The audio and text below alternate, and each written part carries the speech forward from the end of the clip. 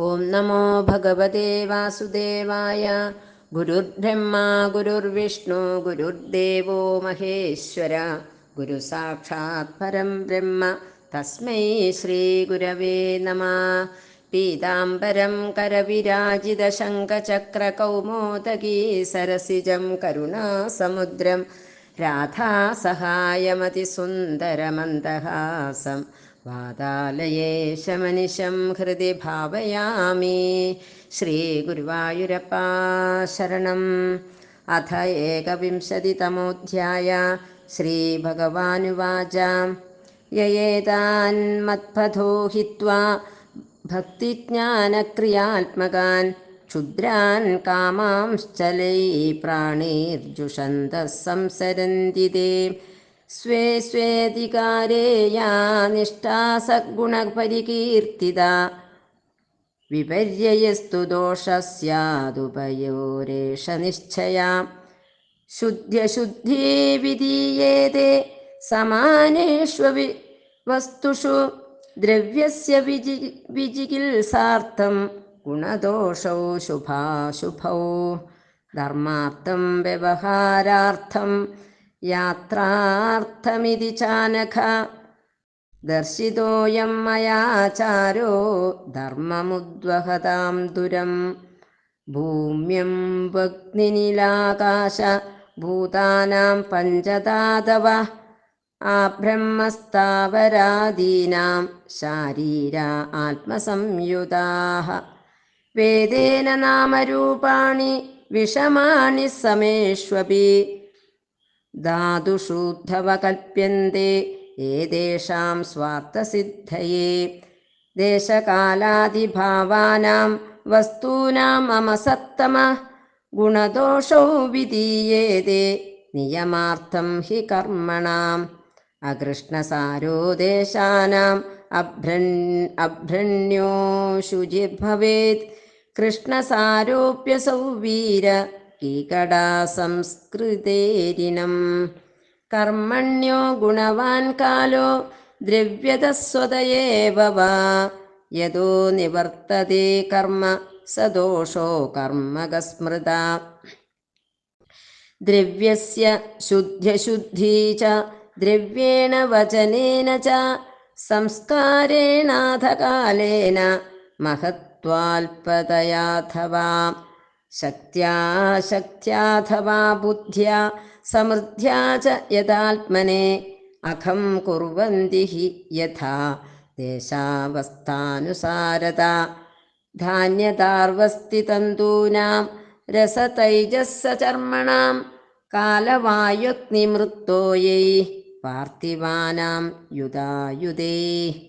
അമേദ്യലിബ്ധം യദ്യേന ഗന്ധം ലേപം വ്യപോഹതി ഭജതേ പ്രകൃതിം തസ്യ തച്ചൗജം താവദിഷ്യതേ.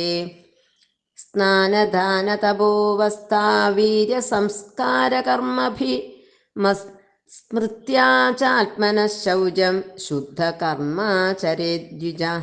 മന്ത്രസ്യ ച പരിജ്ഞാനം കർമ്മശുദ്ധിർമതർപ്പണം. ധർമ്മസമ്പദ്യതേ ഷഡ്ഭീരധർമ്മസ്തു വിപര്യയാ. ക്വചിത് ഗുണോപി ദോഷഃ സ്യാത് ദോഷോപി വിധിനാ ഗുണഃ.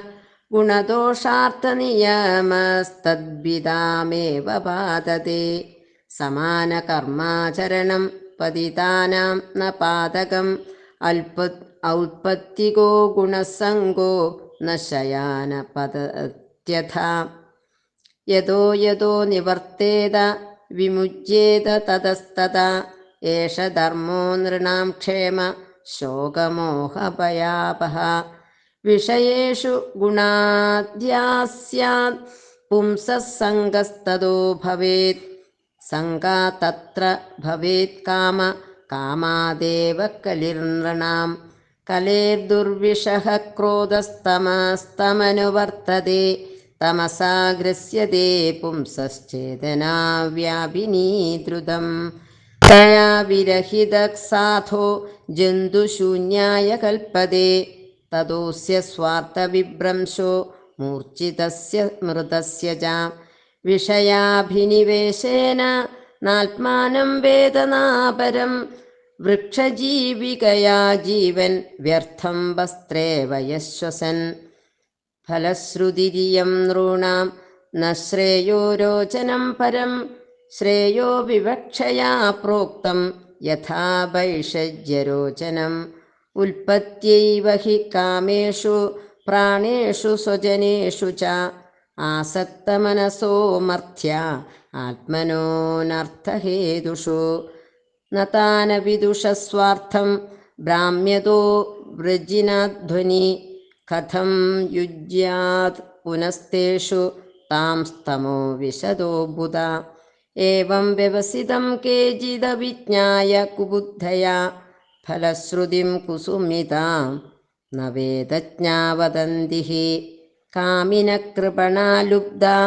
പുഷ്പേഷു ഫലബുദ്ധയാ അഗ്നിമുഗ്ധാ ധൂമതാന്ത സ്വം ലോകം ന വിദന്തി തേ ന തേ മാമംഗജാനന്തി ഹൃദിസ്ഥം യയിദം യഥാ ഉക്തശസ്ത്രാഹ്യസുദൃപോ യഥാ നീഹാരചക്ഷുഷാ തേ മേ മദമവിജ്ഞായ പരോക്ഷം വിഷയാത്മകാഃ ഹിംസായാം യദി രാഗഃ സ്യാദ് യജ്ഞ ഏവ ന ചോദന ഹിംസാവിഹാരഹ്യാലബ്ധ്യൈ പശുഭിः സുസുഖേച്ഛയാ യജന്തെ ദേവതാ യജ്ഞൈ പിതൃഭൂതപദീൻ ഖലാഃ സ്വപ്നോപമമും ലോകമസന്തം ശ്രവണപ്രിയം ആശിഷോ ഹൃദി സങ്കൽപ്യ യജന്ത്യർത്ഥാൻ യഥാ വണിക് രജസത്വതമോ നിഷ്ഠാ രജസത്വതമോ ജുഷ ഉപാസത ഇന്ദ്രമുഖ്യാൻ ദേവാദീൻ ന തഥൈവ മാം ഇഷ്ട്വേഹ ദേവതാ യജ്ഞൈർഗത്വാരം സ്യാമഹേ ദിവി തസ്യാന്തൈഹ ഭൂയാസ്മ മഹാശാലാ മഹാകുലാഃ ഏവം പുഷ്പിതയാ വാചാ വ്യാക്ഷിപ്തമനസാം നൃണാം മാനിനാം ഛാതിസ്തബ്ധാനാം മദ്വാർത്താപി ന രോചതേ വേദാ ബ്രഹ്മാത്മവിഷയാ സ്ത്രീകാണ്ഡവിഷയാ ഇമേ പരോക്ഷവാദാ ഋഷയ പരോക്ഷം മമ ച പ്രിയം ശബ്ദബ്രഹ്മസുദുർബോധം പ്രാണേന്ദ്രിയമനോമയം അനന്തപാരം ഗംഭീരം ദുർവിഗാഹ്യം സമുദ്രവത്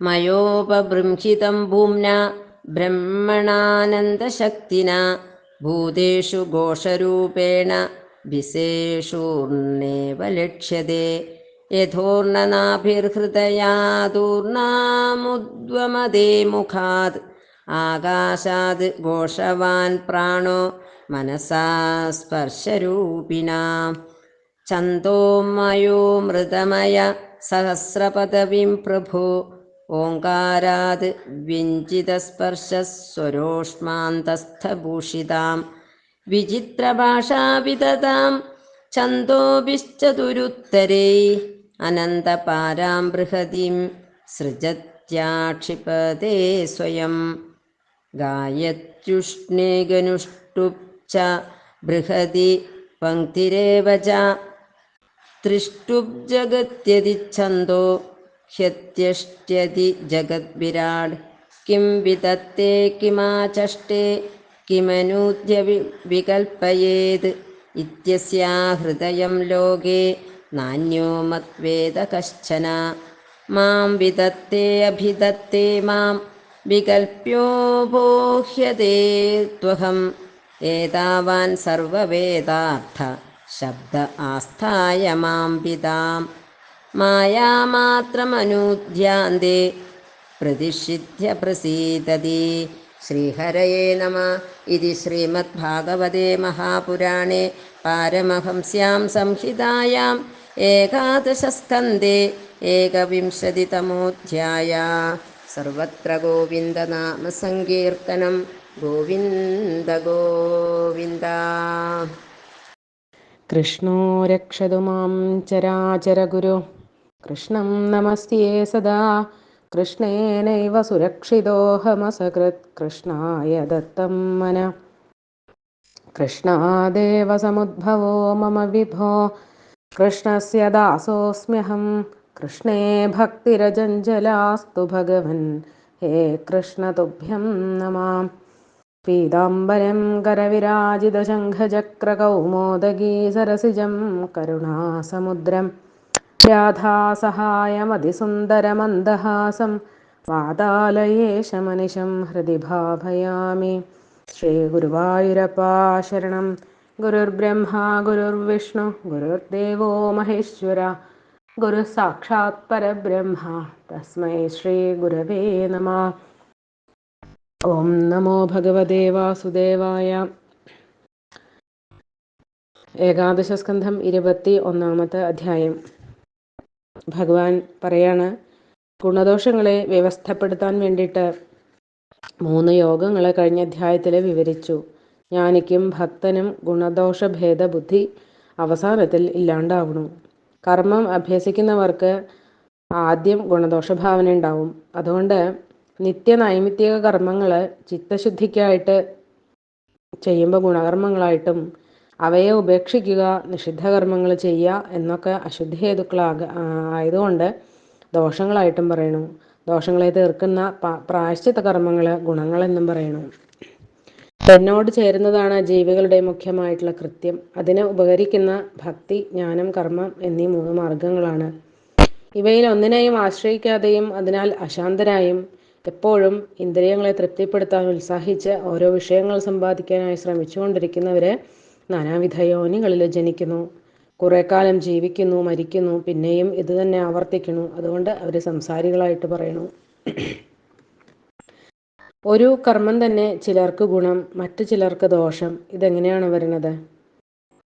ക്രമേണ ഉയർച്ച ആഗ്രഹിക്കുന്നവർക്ക് അവരുടെ യോഗ്യത അനുസരിച്ച് സ്ഥാനങ്ങളും പ്രവർത്തികളും അവരവർക്ക് ഗുണം എന്നാകുന്നു. അങ്ങനെയാണ് നിശ്ചയിച്ചിരിക്കുന്നത്. അതിനാൽ അന്യസ്ഥാനത്തിലിരിക്കുന്നവർക്ക് ഈ ഗുണങ്ങൾ തന്നെ ദോഷങ്ങളായിട്ടും വരാം. ചില രോഗങ്ങളെ മാറ്റാൻ മറ്റു ചില ഔഷധങ്ങളോടുകൂടി വിഷവും ചേർത്ത് കൊടുക്കാറുണ്ട്. വേറെ ചിലർക്ക് ആ ഔഷധം കൊടുത്താൽ അവരപ്പം തന്നെ മരിച്ചു എന്നും വരാം. ഇത് രണ്ടിനും വിഷം ഹേതുവായി തീർന്നത് സ്ഥാനഭേദം നിമിത്തമാണ്. ഇതുപോലെ തന്നെ ഓരോരുത്തർക്ക് നിയമിച്ച മാർഗങ്ങൾ അതാത് സ്ഥാനങ്ങളിൽ നിന്ന് മേൽപോട്ട് കയറാനുള്ള കോണിപ്പടികളാണ്. അതുകൊണ്ട് അവർക്കത് ഗുണം ചെയ്യണു, മറ്റുള്ളവർക്കത് ദോഷമായിട്ട് മാറണു. ഇങ്ങനെ ഓരോരുത്തരുടെ സംസ്കാര ഗുണം എന്ന മനോധർമ്മത്തെ അനുസരിച്ചുകൊണ്ട് ഗുണദോഷങ്ങളെ നിയമിച്ചിരിക്കുന്നു. സംശയം നിമിത്തം ആലോചനയുണ്ടാകുന്നു. വാസനയെ അനുസരിച്ച് ക്ഷണത്തിൽ നടത്തിയിരുന്ന വ്യാപാരങ്ങളെക്കുറിച്ച് ഗുണമോ ദോഷമോ ശുദ്ധമോ അശുദ്ധമോ ശുഭമോ അശുഭമോ എന്ന സന്ദേഹം ഉണ്ടാകുന്നത് മനുഷ്യ സ്വഭാവമാകുന്നു. മൃഗങ്ങൾക്ക് ഈ സ്വഭാവം ഇല്ല. വിശേഷബുദ്ധിയുടെ ലക്ഷണം ഇത് തന്നെയാണ്.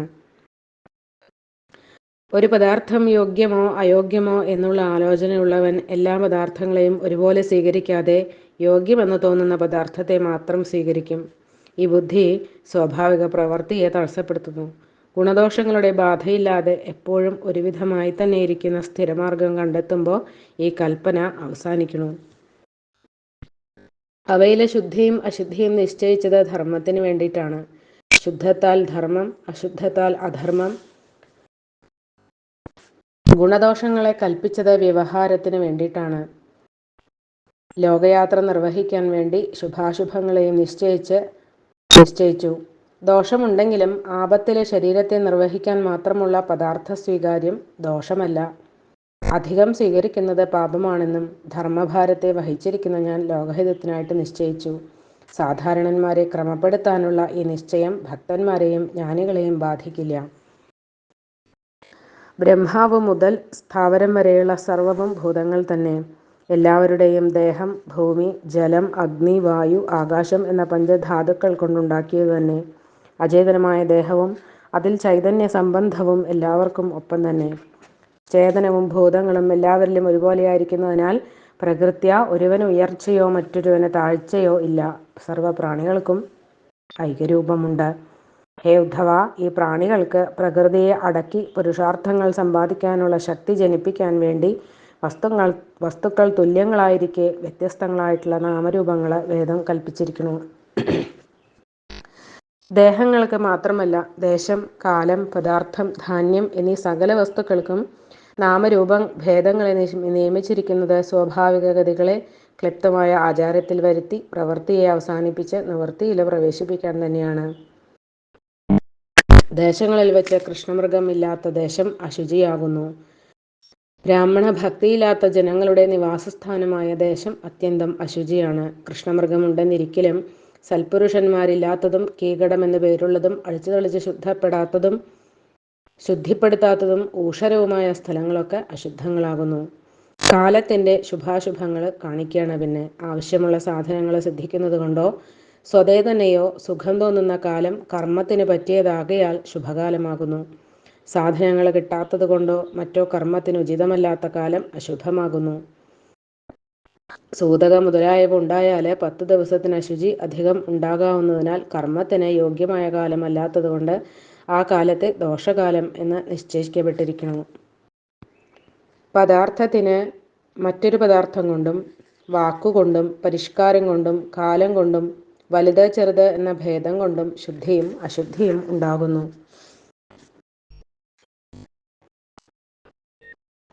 പുഷ്പം മുതലായവ വെള്ളം തളിക്കുക എന്നതുകൊണ്ട് ശുദ്ധമായിട്ട് ഭവിക്കും. വാസനിച്ചാൽ അശുദ്ധമാവും. പുതുമഴ പെയ്തുണ്ടായിട്ടുള്ള വെള്ളം 10 ദിവസം കഴിഞ്ഞാൽ ശുദ്ധാവും, അല്ലെങ്കിൽ അശുദ്ധാണ്. ഒരു രാത്രി കഴിഞ്ഞാൽ അന്നാദി പദാർത്ഥങ്ങൾ അശുദ്ധിയാവും. കുളം വലിയതായാൽ ശുദ്ധം, എല്ലാവർക്കും ഉപയോഗിക്കാം. ചെറുതായാൽ ചണ്ടാലാദികൾ തൊട്ടാൽ തന്നെ അശുദ്ധായി. ശക്തിയും അശക്തിയും ബുദ്ധിയും ശുദ്ധാശുദ്ധികൾക്ക് കാരണമായിരിക്കും. ദേശം അവസ്ഥ മുതലായവയുടെ വിശേഷസ്ഥിതികളും ശുദ്ധാശുദ്ധികൾക്ക് ഹേതുവായിട്ട് വരും. ശക്തിയുള്ളവന് സ്നാനാദികൾ കൊണ്ട് ശുദ്ധി വരും. ദീനം മുതലായ അവസ്ഥാഭേദങ്ങളാൽ അശക്തനാണെങ്കിൽ സ്നാനം ഇല്ലാന്നുണ്ടെങ്കിലും വസ്ത്രാദികൾ മാറ്റിയാൽ ശുദ്ധിയായി. പുത്രനുണ്ടായത് അറിഞ്ഞാൽ അശുദ്ധി, 10 ദിവസം കഴിഞ്ഞ് അറിഞ്ഞാൽ ശുദ്ധിയായി. പുത്രജനനം അറിഞ്ഞതേയില്ലെങ്കിൽ അശുദ്ധിയുമില്ല. ധനമുള്ളവന് സൂതകം മുതലായ അശുദ്ധിയുള്ളവരുടെ ഭക്ഷണം കഴിക്കുന്നത് അശുദ്ധിക്ക് കാരണമാണ്. ദരിദ്രർക്ക് ആ ഭക്ഷണം അശുദ്ധമല്ല. ഏതുവിധമായ ശുദ്ധിയും അശുദ്ധിയും ദേശകാലാവസ്ഥകൾ അനുസരിച്ച് ആചരിക്കേണ്ടതുള്ളൂ. ഒരു ദ്രവ്യത്തിന് മറ്റൊരു ദ്രവ്യം കൊണ്ട് ശുദ്ധി ഭവിക്കാമെന്ന് മുമ്പ് പറഞ്ഞത് ഇവിടെ പറയാണ്. നെല്ല് മുതലായ ധാന്യങ്ങൾ കാറ്റുകൊണ്ടാൽ ശുദ്ധായി. മരം കൊണ്ടുള്ള പാത്രങ്ങൾ വെള്ളം പകർന്ന് മണ്ണുകൂട്ടി തേച്ചാൽ ശുദ്ധായി. ആനക്കൊമ്പ്, എല്ല് മുതലായവ കാറ്റും വെയിലും കൊണ്ട് അശുദ്ധായി. നൂല് കൊണ്ടുണ്ടാക്കിയ വസ്ത്രാദികൾ വെള്ളത്തിൽ നനച്ചാൽ ശുദ്ധായി. ഇങ്ങനെ ഭൂമിയിൽ നിന്നുണ്ടാകുന്ന അനേക പദാർത്ഥങ്ങളിൽ ഓരോന്നിൻ്റെ അശുദ്ധി കളയാൻ മറ്റോരോ പദാർത്ഥങ്ങൾ പ്രത്യേകമായും അന്യവസ്തുക്കളോട് യോജിപ്പിച്ചും തേക്കുക എന്ന പ്രവർത്തികൾ കൊണ്ട് ശുദ്ധിയും അശുദ്ധിയും നിശ്ചയിച്ചിരിക്കുന്നു. അശുദ്ധ പദാർത്ഥങ്ങളുടെ സമ്പർക്കം നിമിത്തമുള്ള അശുചി പരിഹരിക്കാനുള്ള ക്രമം ഇനി പറയാണ്. അശുദ്ധ വസ്തുക്കൾ പറ്റിയതിനാൽ സ്വീകാര്യമല്ലാതിരിക്കുന്ന വസ്ത്രാദി വസ്തുക്കൾ ഏതേതു പദാർത്ഥങ്ങൾ കൊണ്ട് എത്രത്തോളം തേച്ചു കഴുകിയാൽ അവയിൽ സംബന്ധിച്ച ദുർഗന്ധമില്ലാതാകുമോ അത്രത്തോളം ആവക പദാർത്ഥങ്ങൾ കൊണ്ട് ശുദ്ധി വരുത്തിയാൽ സ്വീകരിക്കുന്നതിന് യോഗ്യമായിത്തീരുന്നു.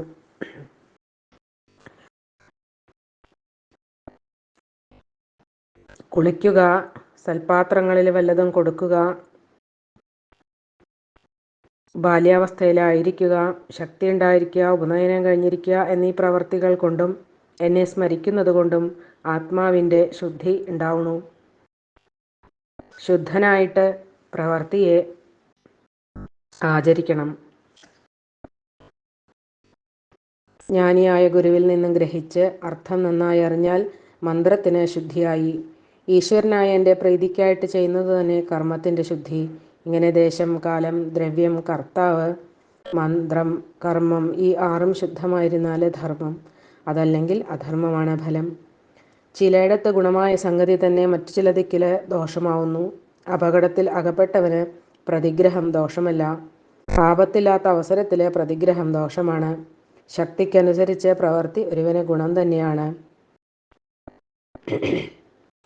അവിരക്തനായിട്ടുള്ള ആള് ഭാര്യാദികളെ ഉപേക്ഷിക്കുന്നത് ദോഷമാണ്. എന്നാൽ വിരക്തനായിട്ടുള്ള ആൾക്ക് അത് ഗുണമാണ്. ഇങ്ങനെ ഒരു സംഗതി തന്നെ ഗുണവും ദോഷവുമായി കൽപ്പിക്കപ്പെട്ടിരിക്കുന്നത് കൊണ്ട് ഗുണദോഷ വിഭാഗം കാര്യനിർവഹണത്തിന് മാത്രമായിട്ടുള്ളതാണ്. പരമാർത്ഥത്തിൽ ഈ ഭേദം ഇല്ലാത്തതു തന്നെ എന്നുള്ളതിന് സാധിക്കുന്നു. ദോഷത്തിന് ചിലതിക്കിൽ ദോഷമില്ല, ഗുണത്വമുണ്ട് എന്ന ദൃഷ്ടാന്തപൂർവം പറയാണ്. മദ്യപാനം ചെയ്യുന്നത് പതനഹേതുവാണ്. മുമ്പ് പതിക്കാത്തവരെ കുറിച്ചാണ് ഈ വിധി. സ്വതേ പതിച്ചവന് ഇത് നിമിത്തം പ്രത്യേകിച്ചൊരു പതനൊന്നുമില്ല. താഴത്തു തന്നെയാണ് ആദ്യമേ കിടന്നതെങ്കിൽ പിന്നെ വീഴ്ച അവനുണ്ടാവില്ല. അതുപോലെ സ്ത്രീ സംയോഗം സന്യാസിക്ക് ദോഷമാണ്, ഗൃഹസ്ഥന് ഗുണമാണ്. ഓരോരോ നിലയിൽ ഇരിക്കുന്നവരെ അതിൽ നിന്നും ഉയർത്താനുള്ളൊരു മാർഗമാണ് ഈ ഗുണദോഷ കൽപ്പന. അതുകൊണ്ട് ഗുണദോഷ വിധി പ്രവൃത്തിയെ അവസാനിപ്പിച്ച് നിവൃത്തിയിൽ പ്രവേശിപ്പിക്കാനുള്ള ഉപായമാണ്. വിഷയങ്ങളിൽ ഗുണമുണ്ടെന്നുള്ള തെറ്റായ ധാരണയാൽ ജനങ്ങളിൽ അവയ്ക്ക് ആസക്തിയും അത് നിമിത്തം കാമവും കാമത്തിൻ്റെ പ്രതിബന്ധ നിമിത്തം കലഹവും ഉണ്ടാകുന്നു. അതിനാൽ ദേഷ്യത്തിൻ്റെ ജന്മസ്ഥാനം ആഗ്രഹമാണ്. കലഹത്തിൽ നിന്നും കഠിനമായ ക്രോധമുണ്ടാകുന്നു. അപ്പോൾ ബുദ്ധി മോഹിക്കണു. ഈ മോഹമാണ് തമോ ഗുണം. തമസിൻ്റെ വ്യാപ്തി ബുദ്ധിയിലുണ്ടാകുമ്പോൾ കാര്യകാര്യങ്ങളെക്കുറിച്ച് തീർച്ചപ്പെടുത്താനുള്ള സാമർഥ്യം നശിക്കുന്നു. ന്യായം അന്യായം എന്ന സംഗതികൾ തിരിച്ചറിയാനുള്ള ശക്തിയുള്ള വിവേകം നശിക്കുന്നതോടുകൂടി എല്ലാം നശിക്കുന്നു. അതുകൊണ്ട് അവിവേകിക്ക് ഒന്നും ഇല്ല. അതുകൊണ്ട് അവന് പുരുഷാർത്ഥങ്ങളൊന്നും സാധിക്കുന്നുമില്ല. വിഷയസുഖങ്ങളിലുള്ള അധിക താല്പര്യ നിമിത്തം ആത്മാവിനെയും അന്യമായ ജഡപദാർത്ഥങ്ങളെയും അവൻ തിരിച്ചറിയണില്ല. വൃക്ഷങ്ങളെപ്പോലെ ആഹാരങ്ങൾ കഴിച്ച് കൊണ്ട് ജീവിക്കണു. അതുകൊണ്ട് മൂർച്ഛിതന് തുല്യനാണ്. മരിച്ചവനോടും സാദൃശ്യമുണ്ട്. വിഷയാശ അനർത്ഥഹേതുവാണെങ്കിൽ യാഗാദി കർമ്മങ്ങൾ സ്വർഗാദി ഫലങ്ങൾ കാക്ഷിക്കുന്നവരെ യഥാവധി നടത്തണമെന്ന് വേദം വിധിച്ചിരിക്കുന്നത് എങ്ങനെയാണ്?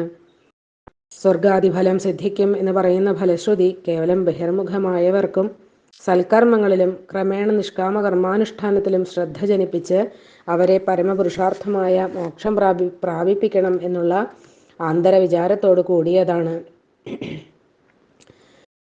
ബാലന്മാർക്ക് അച്ഛനമ്മമാരെ ഔഷധം കൊടുക്കുമ്പോൾ ഈ ഔഷധം സേവിച്ചാൽ കൽക്കണ്ടം തരാം എന്ന് പറഞ്ഞു കൊടുക്കണു. ഈ ഔഷധം സേവിച്ചതിൻ്റെ ശരിയായ ഫലം കൽക്കണ്ടം കഴിക്കലല്ല, രോഗനാശനമാണ്.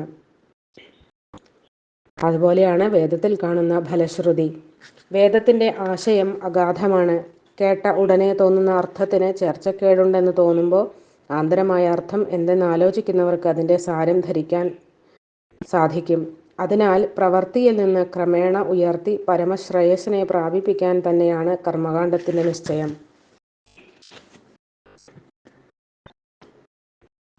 കർമ്മകാണ്ഡം നിവൃത്തി മാർഗത്തിലേക്കുള്ള യാത്ര ആരംഭിച്ചിരിക്കുന്നവരോട് ക്രമേണ മാർഗോപദേശം ചെയ്ത് പ്രാപ്തിസ്ഥാനത്തെത്തിക്കാൻ ഒരുങ്ങിയിരിക്കുന്നു എന്നാൽ സംശയത്തിന് അവകാശമില്ല. ഇപ്രകാരമുള്ള ആന്തരമായ സിദ്ധാന്തത്തെ അറിയാതെ ബുദ്ധിഹീനര് പുഷ്പതുല്യമായ ഫലശ്രുതിയെ പരമഫലമായിട്ട് പറയണു. വേദത്തെ നന്നായി അറിഞ്ഞവര് അതുപോലെ പറയണില്ല. വിഷയങ്ങളെ ആഗ്രഹിച്ച് പണിയെടുത്ത് ദുഃഖിക്കുന്നവരും കിട്ടിയ ഫലത്തിൽ തൃപ്തന്മാരാകാതെ വീണ്ടും കാക്ഷിക്കുന്നവരും പുഷ്പങ്ങൾ കണ്ടിട്ട് ഫലങ്ങൾ ഇതുതന്നെ എന്ന് വിചാരിക്കുന്നവരുമായിട്ടുള്ള സ്വർഗാദി ലോകപ്രാപ്തി പരമപുരുഷാർത്ഥമായിട്ട് തെറ്റിദ്ധരിച്ചവരും അതിനുവേണ്ടി അഗ്നിഹോത്രാദി കർമ്മങ്ങൾ നടത്തുന്നവരും അവസാനത്തിൽ ആവൃത്തി ഹേതുകമായ ധൂമാദി മാർഗങ്ങളിൽ കൂടി പ്രവേശിച്ച് പിന്നെയും ശരീരമെടുക്കുന്നവരും ആയ വിദ്വാൻമാര് നിരപേക്ഷമായ ആത്മസുഖം ഇന്നതാണ് എന്ന് അറിയണില്ല. ഹേ പൂജ്യ, കർമ്മമാകുന്ന സാധനത്തോടു കൂടിയവരും പ്രാണാദികളെ പോഷിപ്പിക്കാൻ ശ്രദ്ധിക്കുന്നവരും ആയ അവരെ അന്ധകാരത്തിൽ അകപ്പെട്ട കണ്ണുകളോട് കൂടിയവര് എന്ന പോലെ ഹൃദയത്തിലിരിക്കുന്ന എന്നെ അറിയണില്ല. ഈ ജഗത്ത് യാതൊരുവനാകുന്നുവോ യാതൊരുവനിൽ നിന്നുണ്ടായോ ആ എന്നെ അവര് മനസ്സിലാക്കുന്നില്ല. അവരെൻ്റെ അസ്പഷ്ടമായിരിക്കുന്ന അഭിപ്രായത്തെ ഗംഭീരമായിരിക്കുന്ന വേദസാരത്തെ അറിയാതെ ദേവാദികളെ യാഗാദി കർമ്മങ്ങളാൽ യജിക്കുന്നു. യാഗാദി വിധികളുടെ സാരം എന്തെന്നാൽ ഹിംസിക്കണം, മാംസം ഭക്ഷിക്കണം, അതുകൊണ്ട് ശരീരത്തെ പോഷിപ്പിക്കണം എന്ന് ആഗ്രഹിക്കുന്നവരുടെ ഹിംസാവാസനകളെ ക്രമത്തിൽ ചുരുക്കാൻ വേണ്ടി യാഗം ചെയ്വിൻ എന്ന് പറഞ്ഞതല്ലാതെ യാഗം ചെയ്യേണ്ടതാണ് എന്ന് കൽപ്പനാരൂപമായിട്ടുള്ള വിധിയില്ല. പ്രാണിഹിംസയിൽ സന്തോഷിക്കുന്ന കരുണയില്ലാത്ത മൂഢന്മാര് തങ്ങൾക്ക് സുഖം അനുഭവിക്കാനുള്ള ആഗ്രഹം നിമിത്തം പിതൃദേവാദികളെ യാഗാദി കർമ്മങ്ങൾ കൊണ്ട് ആരാധിക്കുന്നു. രംഭാദി സ്ത്രീകളോടുള്ള ക്രീഡകളെയും ഇന്ദ്രന്റെ ഉദ്യാനത്തെയും ഒക്കെ വർണ്ണിച്ച് കേൾക്കുമ്പോൾ നല്ല ആനന്ദമുണ്ടാകുന്നതുകൊണ്ട് ആ സുഖങ്ങളും ഇഹത്തിലും ഐശ്വര്യാദി ലാഭങ്ങളും മറ്റും ആഗ്രഹിക്കുന്നവർക്കും സ്വപ്നസുഖത്തെ ആഗ്രഹിക്കുന്നവർക്കും തമ്മിൽ ഒട്ടും ഭേദമില്ല. യാഗാദി കർമ്മങ്ങൾ ശരിയായിട്ട് നടത്താൻ വളരെ പ്രയാസമാണ്. വിഘ്നങ്ങൾ ഉണ്ടായേക്കാം. നിർവിഘ്നമായി സാധിച്ചാൽ തന്നെ കിട്ടുന്ന പരലോക സുഖം വളരെ കാലത്തേക്ക് നിലനിൽക്കില്ല. ഐഹിക സുഖങ്ങളും വേണ്ട വിധം അനുഭവിക്കാൻ സാധിക്കില്ല.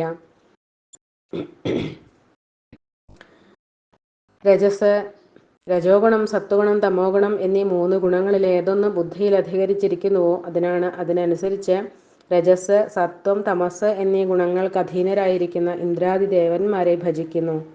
എന്നാൽ ഇന്ദ്രാദികൾ അങ്ങയുടെ അംശഭൂതരായതുകൊണ്ട് അവരെ ഭജിക്കുന്നത് അങ്ങയെ ഭജിക്കുന്നതിന് തുല്യമല്ലേ എന്ന് ചോദിച്ചാൽ, ഭേദഭാവനയോടുകൂടി ഭജിച്ചാൽ അത് ഗുണാതീതനായി എന്നെ ഭജിക്കുന്നതിന് തുല്യമാവില്ല. മനസ്സങ്കല്പത്തോടെ യാഗം ചെയ്യുന്നുവെന്ന് മുമ്പ് പറഞ്ഞത് സ്പഷ്ടമാകുന്നു. ഇവിടെ ഇരുന്ന് ദേവന്മാരെക്കുറിച്ച് യാഗാദികർമ്മങ്ങൾ ചെയ്തിട്ട് അതിൻ്റെ ഫലമായി സ്വർഗത്തിൽ പ്രവേശിച്ച് അവിടെ ക്രീഡിക്കാം. അതിൻ്റെ അവസാനത്തിൽ ഈ ഭൂലോകത്തിലേക്ക് തന്നെ വന്ന് ശ്രേഷ്ഠമായ വംശത്തിൽ വളരെ ധനികന്മാരായിട്ട് ജനിക്കാം. ഇങ്ങനെ പറയണ കർമ്മഠന്മാർക്ക് പരമസുഖപ്രദമായ എൻ്റെ ചരിതത്തെ കേൾക്കണമെന്നുള്ള ആഗ്രഹം കൂടി ഇല്ലാത്തതുകൊണ്ട് അവർക്ക് സ്ഥിരമായിട്ടുള്ള സ്ഥാനം സിദ്ധിക്കുന്നില്ല. ജനന മരണങ്ങൾക്ക് കീഴടങ്ങിയവരായി തന്നെ ഇരിക്കേണ്ടി വരുന്നു. പ്രവർത്തി മാർഗത്തിൽ ഏർപ്പെടുത്താനല്ല വേദത്തിൻ്റെ താല്പര്യം, നിവൃത്തിയിൽ പ്രവേശിപ്പിക്കുന്നത് തന്നെ എന്ന് കാണിച്ചുകൊണ്ട് ഉപസംഹരിക്കുകയാണ്.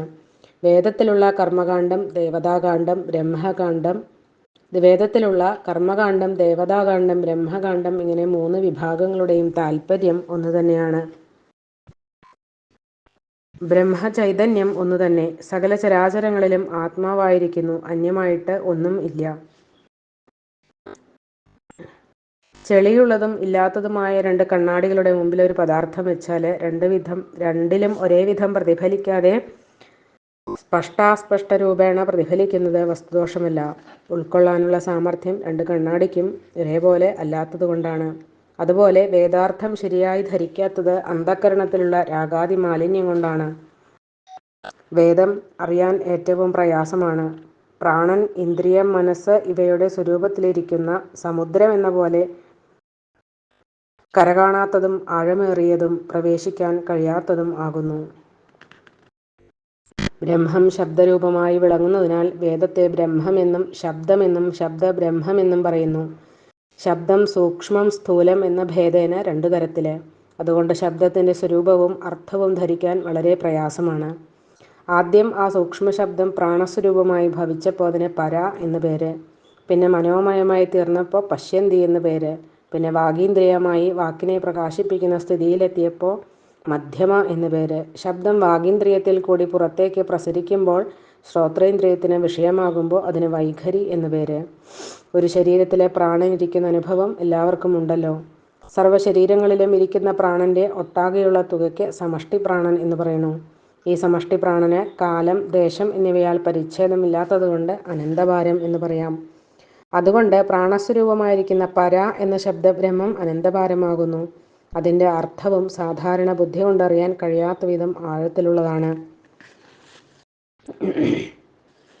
അറിയാൻ പ്രയാസമായ വേദത്തിൽ നിന്ന് സാരമായ അർത്ഥം അതിനിർമ്മലമായ സൂക്ഷ്മബുദ്ധിയുള്ളവർ മാത്രമേ ഗ്രഹിക്കുന്നുള്ളൂ.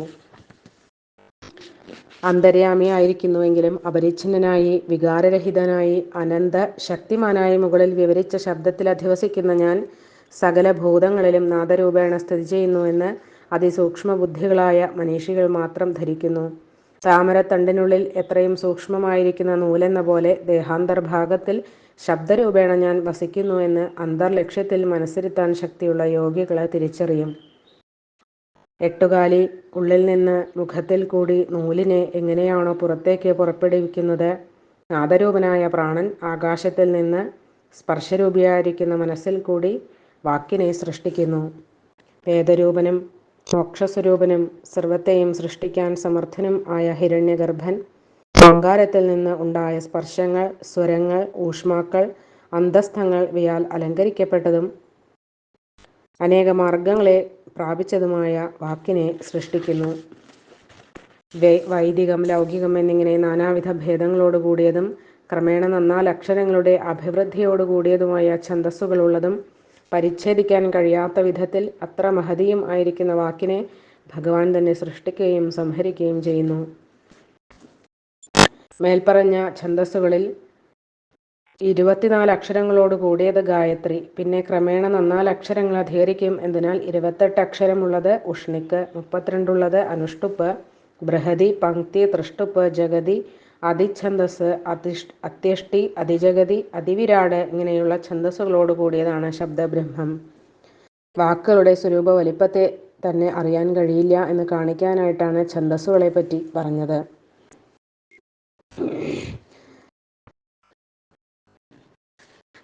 അർത്ഥമറിയാനോ മഹാപ്രയാസം തന്നെ. കർമ്മകാണ്ഡത്തിലുള്ള വിധിവാക്യങ്ങൾ കൊണ്ട് വാഗ്രൂപമായിരിക്കുന്ന ഈ വേദം എന്തു ചെയ്യുന്നു? ദേവതാകാണ്ഡത്തിലുള്ള മന്ത്രവാക്യങ്ങൾ കൊണ്ട് എന്തിനെ പ്രകാശിപ്പിക്കുന്നു?